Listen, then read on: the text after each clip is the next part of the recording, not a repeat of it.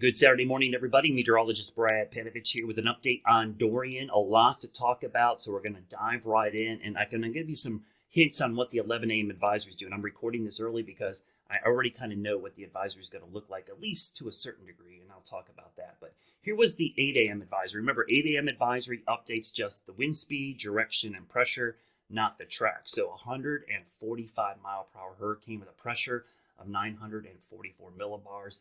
That's a monster. Very powerful category 4 hurricane, very close to becoming a category 5. Here's a look at the visible satellite image. You can see the well-defined eye, very annular looking storm, which means it's very symmetrical. You've got a very well-defined eye, and you've also got a very circular central dense overcast. So it kind of looks like a donut. That's unfortunately optimal conditions for a hurricane when you see it on satellite. There's a look at the infrared satellite. Really shows you that circulation. It's been slowing down a little bit, it looks like, based on this, and maybe it's starting to make a little nudge to the north. Now you see the lat long grid lines. That's a key part. So you can see one is kind of bisecting it right now. We want to see this starting to make a turn north, and that has been a big story in the past 24 hours with the track of the storm. There's been a pretty significant shift to the east. This was the 5 a.m. Forecast. I'm going to tell you, coming up, we're going to see a shift to the east, and I'm going to explain why. I show you this quite a bit on the last couple of days, but one thing you're looking at here, where you see the icons here to the left, that's the National Hurricane Center forecast at 11 a.m. These red circles are an indication of where the consensus model track is this morning. So this was the latest run, and if you look carefully here, you can see it basically was right on the center when it was run or initialized.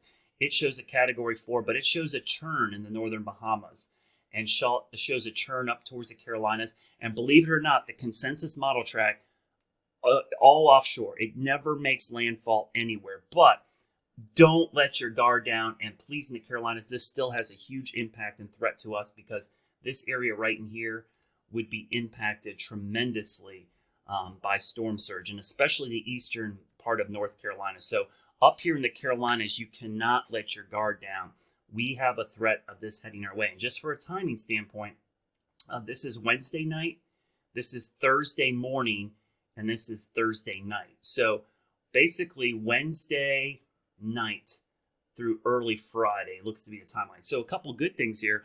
That's pretty fast moving. That is not stalling over us. So we're not looking at a Matthew, Florence, Floyd type of setup.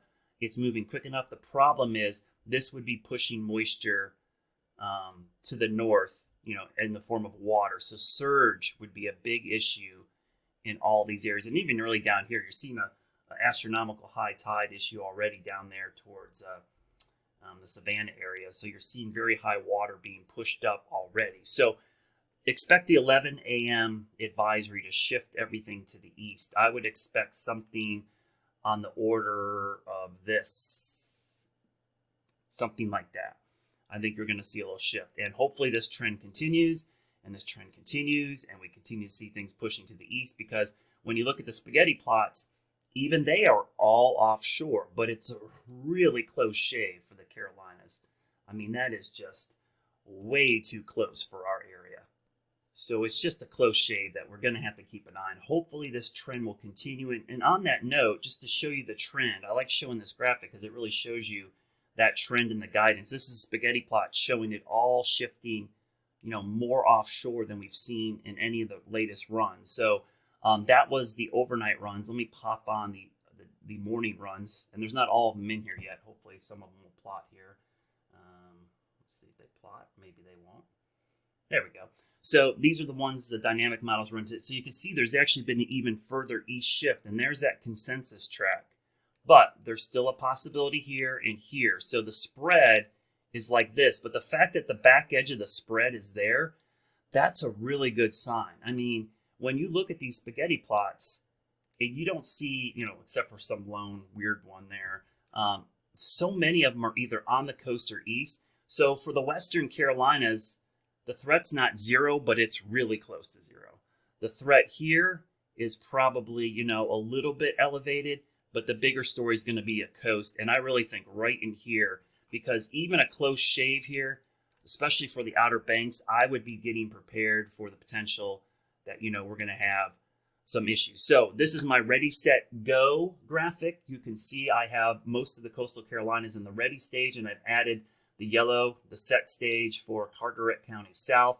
And probably tomorrow, the Outer Banks will have to be in the set stage because you're going to be either in the forecast zone or the forecast cone or where I think the forecast cone is going to be. So what's steering this thing? What's going on? I've had a lot of questions about, what's going on with the models. Well, in the short term, the forecast has been amazing. It's been the long range.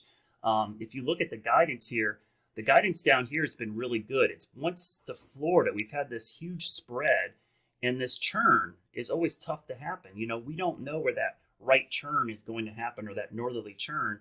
And where that happens, because of the shape of the coast and Florida, that churn means everything, because literally a 50-mile difference east is night and day for impacts on the coast. Same story for Florida. I mean, when you're that close to the coast and it just churns a little bit, it ends up having a big impact on what's going to happen. And so what we've been watching over the last couple days, and you'll see this in the bottom of the screen here. Might have to make this a little bigger so I can control it. It's kind of hard to see, but at the bottom of your screen, right down here, is the hurricane. So the hurricane is down here.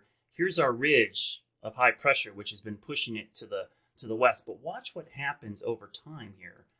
As we get towards Sunday, a weakness develops. And this is something new. The ridge is still here, but it's backing to the east, and this little dip develops. There's a ridge here and a ridge here. So there's a weakness that is developing here that is pulling it north. And if we go through time here, I'll move this out of the way, you'll see that weakness gets more pronounced. In fact, the weakness picks up the hurricane. So the hurricane is down here at the bottom of the screen.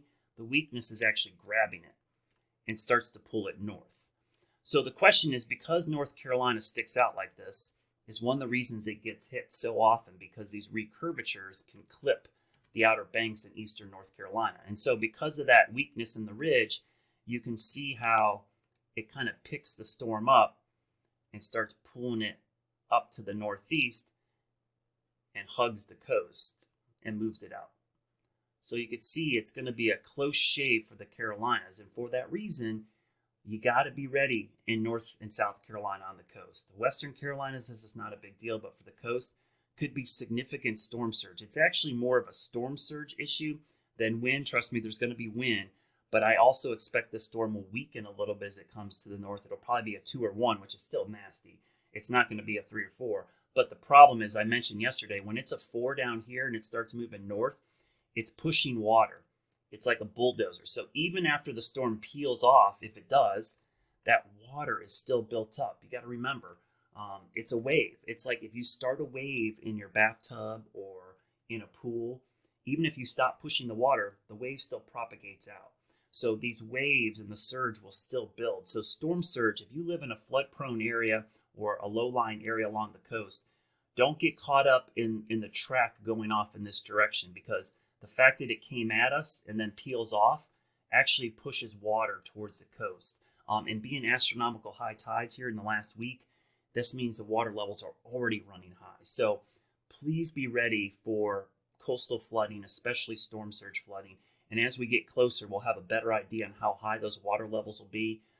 Wind may not be the biggest issue with this storm. It seems like in the Carolinas, we always deal with the flooding. The flood threat is always bigger from storm surge and from freshwater flooding. And speaking of the freshwater flooding, here's a 7-day forecast based on this morning's track. You can see now 3 to 7, we can handle that.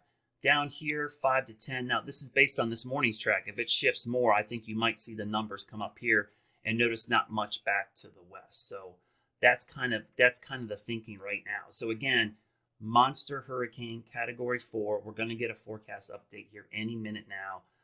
And I expect it will trend east with this consensus track, which is off to the east. So please, again, I'm going to reiterate this a couple times. This is what you should be taking home right now in the Carolinas. Get ready, and on the coast, be in set mode. You're going to be inside the forecast cone eventually. Plan and prepare for a storm and evacuate if told to, because the biggest story with this is going to be water. Water, water, water. You run from the water, you hide from the wind. So if you're on the coast and you're in a flood-prone area, you're going to have to get inland. If you're worried about wind, it's just like any kind of severe thunderstorm or tornado, you're going to hunker down. I got to jump on a couple conference calls. I will post the track update momentarily, but I can tell you right now, it's going to trend towards the east. Have a great Saturday. I will post updates, and of course, we'll have a vlog again coming up on Sunday morning.